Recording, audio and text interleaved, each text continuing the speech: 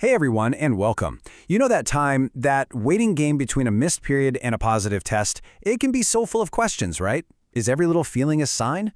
Well, today we're going to cut through some of that noise. We'll be looking at the subtle and, yeah, sometimes really confusing first signs of pregnancy. So let's get right into it.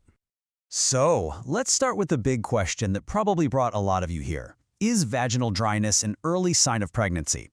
You'd think the answer would be a simple yes or no, but you're about to see that the body's response in those first few weeks can be, well, surprisingly contradictory. Okay, here's a quick look at what we're covering.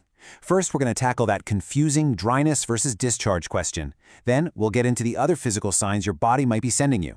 After that, we'll talk about mood and sensory changes.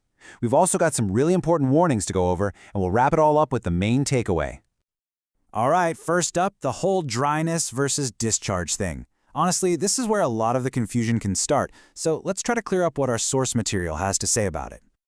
So get this. Here's what's so fascinating, and let's be real, a little frustrating.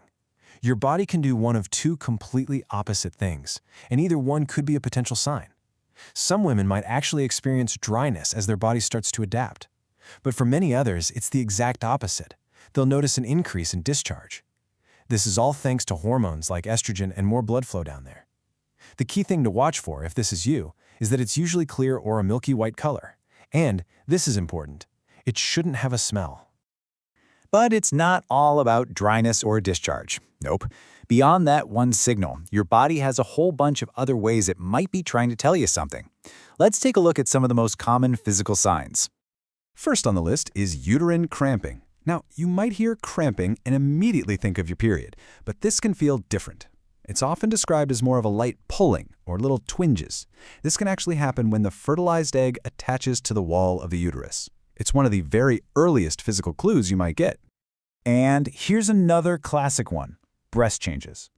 You might notice they feel a lot more tender, maybe a little sore, or just heavier than usual. Even the slightest touch might feel different. And it's all because those hormone levels are shifting super fast to get your body ready. Oh, and this one is a biggie, feeling just overwhelmingly tired. I'm not talking about your typical I need more coffee kind of sleepy. This is a deep, profound exhaustion that just feels out of the ordinary. That feeling is being driven by a huge spike in a hormone called progesterone. You might also find yourself making a whole lot more trips to the bathroom, even really early on. As your uterus starts to grow, it can start putting a little bit of pressure on your bladder, which just makes you have to go more often than you're used to. Okay, so we've talked about the physical stuff, but it's not just about what you feel in your body. Those same hormonal changes can have a really powerful effect on your moods and even your senses.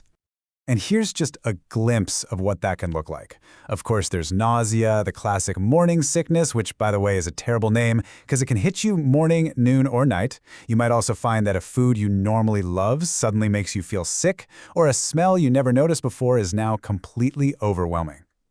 And it's totally common to feel way more emotional, maybe a little irritable, or just have that general feeling of sleepiness and low energy we talked about. It's all connected. All right, I really need you to pay close attention here, because this next part is incredibly important. We just said that increased discharge can be a totally normal sign of early pregnancy, but you absolutely have to know the difference between what's normal and what could be a sign of an infection. So that's the million-dollar question, right? How can you tell what's okay and what's not? Well, luckily, your body gives you some very clear warning signs if something is wrong. Paying attention to them is absolutely key for your health.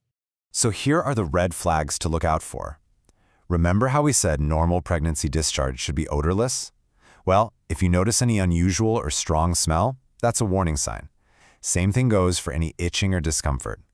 You also want to pay really close attention to the color and texture. If it's yellow, green, or has a thick, lumpy, kind of cottage cheese-like texture, those are all clear signs that you need to call your doctor. And this quote from our source material really says it all. The expert, Mama Huida, makes it crystal clear. When it comes to pregnancy, self-diagnosing or trying to treat something on your own is a huge no-no. If you suspect any kind of infection, you have to get professional medical advice. It's non-negotiable. Okay, so we've gone through all of these potential signs and some really critical warnings. So what's the big picture here? What's the most important thing to walk away with? Let's just wrap it all up. The absolute best thing you can do is just stay calm. First, just observe what your body is doing without immediately jumping to conclusions. And please remember this, not every woman will get every single sign. Your best friend's first sign might have been fatigue, while yours might be cramping. It's so different for everyone, and they can show up at different times. At the end of the day, these are all just clues, which brings us to the most important step of all, getting professional confirmation. And this right here is the bottom line. No matter how many of these signs you're ticking off a list, they are only potential signs. They are not a diagnosis.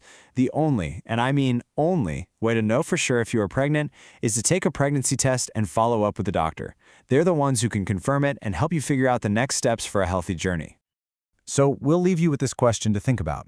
Knowing about all these potential signs isn't meant to make you anxious. It's about understanding your own body a little bit better. So how can this knowledge, knowing what to look for, and more importantly, when to seek help, actually empower you, no matter where your journey takes you? Thanks for joining us.